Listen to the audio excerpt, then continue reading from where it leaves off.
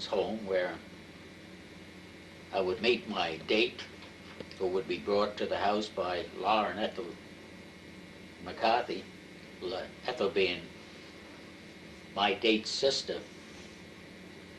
Well, we met, and both being bashful, I recall we went out to a place known as McCarthy's, where we dance and sing and just thoroughly enjoy ourselves. Well, we went home, took her home, with Laura, of course, who had Ethel. And I guess the following week I thought, gee whiz, that was nice. So I met Ray Beatonbender the following Friday, and I said, hey, Beef, we used to call him Beefo. I said, hey, Beef, you think you could get me a date for the following Saturday night? So, yeah, sure. Well, we used to meet Friday nights, a group of us, and go into the gin mill and just drink beer. No harm, no fancy doings. So that the Friday night, a week later it was, I said, hey, well, I can say hey immediately. I suppose we were together about 3 hours, and time was dragging on, and he never said anything to me. So finally, about 3 hours later, I got up the nerve. I said, hey, Beef, I said, do I have a date or don't I? He said, sure. I said, well, why didn't you say so? So off I went that following Saturday, and we went out and with Laura and Ethel, and Claire's sister, Margaret, known as Chickie. She went with another friend, Johnny Gravina, so the six of us started going out together on Saturday nights. So, of course, over a period of time, that was what, 1935, the first month of 35, and Laura and Ethel got married in 1937. We kept going out together.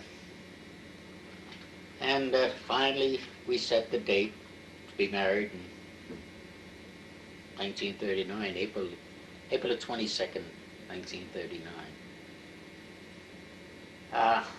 We had nothing. My Claire had no job. I think I was making about $100 a month at that time. Incidentally, I had gone from a little ahead of myself, Panama Pacific Line, when I first started keeping, about the middle of my dating days. I thought, well, gee whiz, I'm not getting any place here with this Panama Pacific Line. Being a subsidiary of this United States Lines, which generally employed people with so-called superior education, people particularly out of the Ivy League, Princeton, Yale, Columbia. So I thought, well, I've got to get away from here. Well, that was, quite nervy of me, because we were still in the depths of depression. And to have had a job all during that trying time was remarkable. But I happened to be well acquainted with the hiring boss, the longshoreman on the dock. And I went to my boss at that time and I said, Mr. Fowler, I said, I'd like to get into the ILA because I'll be leaving here. And I know that, well, the hiring boss at that time was a Mike Marr. And he told me, he said, look, I'd get you a day or two a week. Well, a day or two a week, I don't know what sort of income that would have provided, maybe $10 or $20.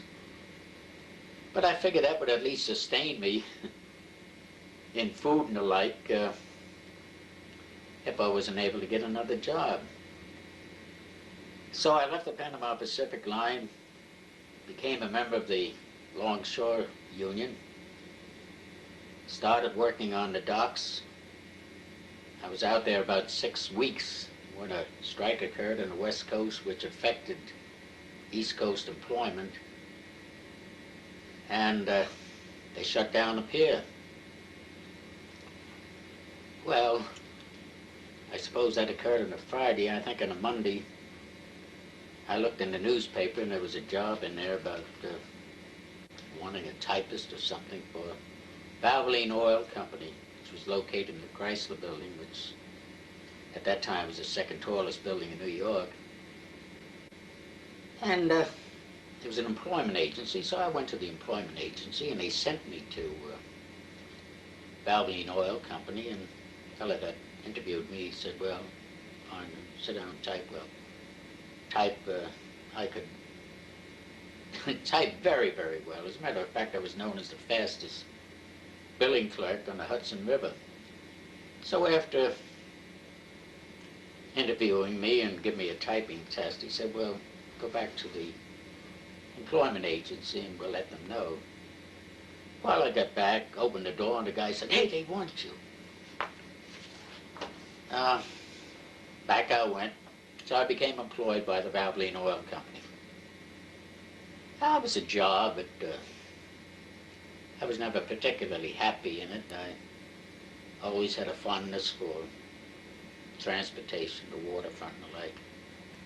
Well, I was in that job for not quite a year when I had a call from an old friend who was with the Grace Line. Grace Line used to use the same terminal as the Panama Pacific Line. So he said, hey, Jimmy, he said, want to go back to steamship business? I said, sure I do, Joe. So he said, come on down to see me Monday. So down I went, and we sat and talked, and he had his boss interview me. And so he said, well, he said, start any time, tomorrow morning for that matter. And I went back to Valvoline Oil and told the people that I was leaving. I will say the top manager tried to persuade me to stay, and I said, no, I said, I appreciate that, but this is my love, steamshipping. So down I went. Again in December the 8th, I believe it was, in 1937.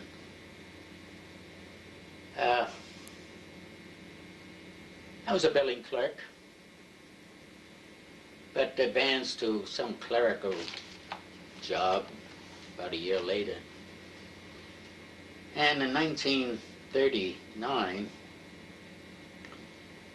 incidentally, the name of the company was the Waterman Steamship Corporation. They were opening an office in Baltimore. They were going to engage in intercoastal service together with a partner known as the Arrow Line. And my background with Panama Pacific was all intercoastal, so I was thoroughly acquainted with the trade, thoroughly acquainted with all of the documentation, what had to be done, this, that, and the other thing, and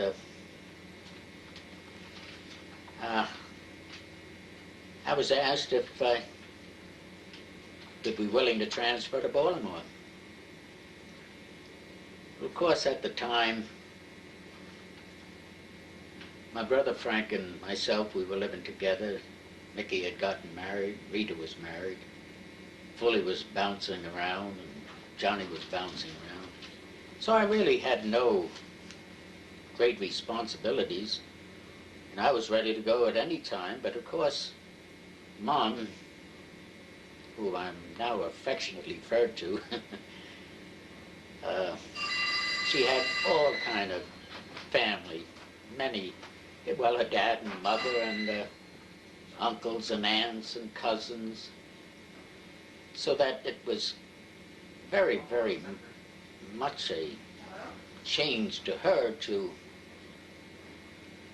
leave New York City and go to Baltimore.